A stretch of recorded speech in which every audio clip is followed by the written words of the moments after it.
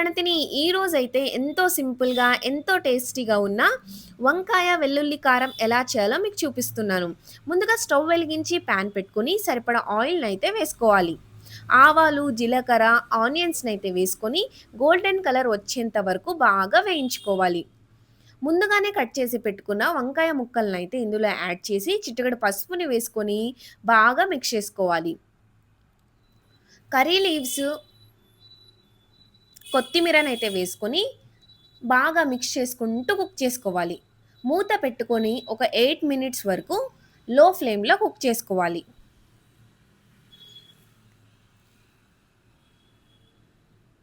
ఇందులో వెల్లుల్లి కారాన్నయితే మనం ప్రిపేర్ చేసుకుందాం. ముందుగా జార్ తీసుకొని పెద్ద సైజు వెల్లుల్లినైతే వేసుకోవాలి.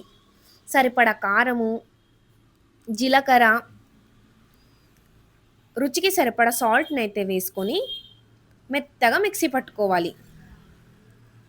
చూడండి వంకాయ ముక్కలు ఎంత కరెక్ట్‌గా కుక్ అయినాయో. ఇందులో సరిపడా కారాన్నయితే యాడ్ చేసి 5 మినిట్స్ వరకు లో ఫ్లేమ్‌లో కుక్ చేసుకోవాలి. అంతేనండి. ఎంతో సింపుల్‌గా, ఎంతో టేస్టీగా ఉన్న వంకాయ వెల్లుల్లి కారం అయితే రెడీ అయింది. ఒకసారి ఇలా ట్రై చేసి చూడండి.